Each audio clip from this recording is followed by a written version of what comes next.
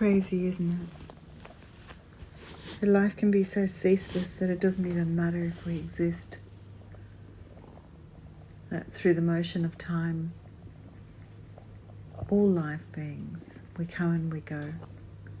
It's part of the momentum and part of the journey, that as we enter, another exits.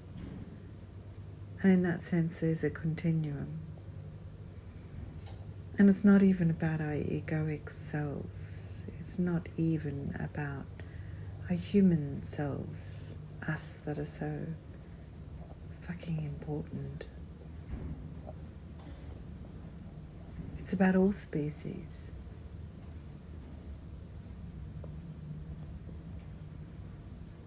It's about the 8-week-old chicken that has to die for that dinner plate instead of living its 13-year-old life. Or that chicken that has to give 350 eggs a year instead of 15 eggs a year that it would normally give. It's about the mother cow that has to give up the baby calf just to satiate the slothful senses of a human being. And it's about a human who's lived their whole life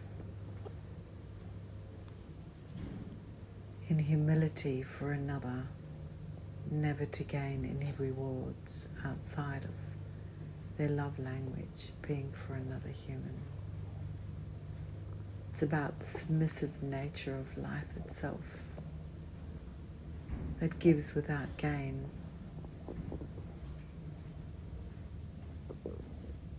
The continuum that for every loss in life there is another that takes that place. And not just one, but in this ever-increasing life, as all other species bow down and die before us, that we increase as a human species in magnitude. And for every person that is dying, there's 2, 3, 4, 5, 6 people that take their places on this earth, even if they shouldn't. And while there is no acknowledgement really of each other entering into that journey apart from a hello when a baby's born, there's no real connection amongst us anymore. And there's certainly no acknowledgement of the pain or commodity that all these animals have been channeled into. And now as humans we've entered that conveyance line. So how much time will it take before we are a commodity just like all other beings are, subservient to our status of life at the top of the hierarchy? Because life is not ceaseless, even though it's a continuum, and we keep going down through this channel, this conveyance line. There is no legacy after we die. We simply die. There's 1, 2, 3, 4, 6, 10 people that will replace the life that we had. It wasn't like our forefathers where there was only 1 or 2 that replaced us. The human rat race has indeed turned into a rat race, and that's worth considering when we look at the scale of things on where we fit in and why we are not as important in our life's duties anymore. We all just serve a bigger picture. We serve a small echelon of people who are really just entities in a corporation. Just by our existence, we live for the legacy of passing on old money or for building a reputation that's timeless.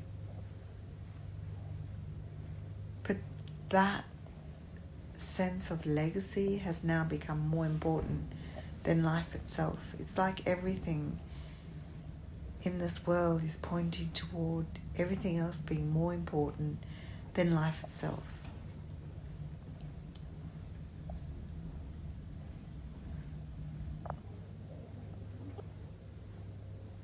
everything that we do.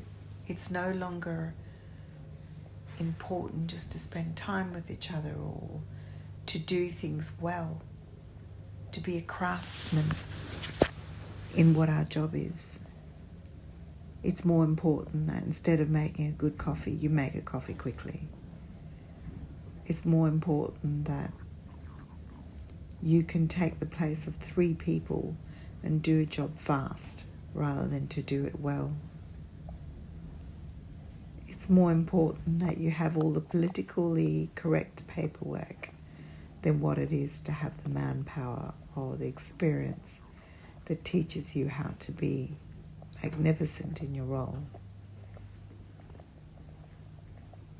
It's more important how many toys you can afford and who has the biggest house rather than who is a good parent or who can create a family with nurturing and love.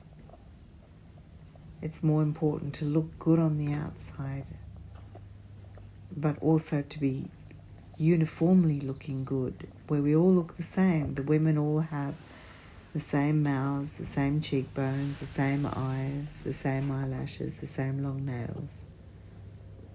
Then what it is important for us to have a full heart and to be connected to one another. It's more important what we sell than the quality of what we're selling. It's more important to make the sale.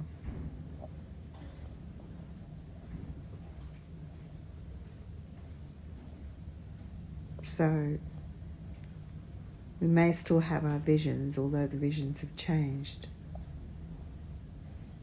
But have we really found our values?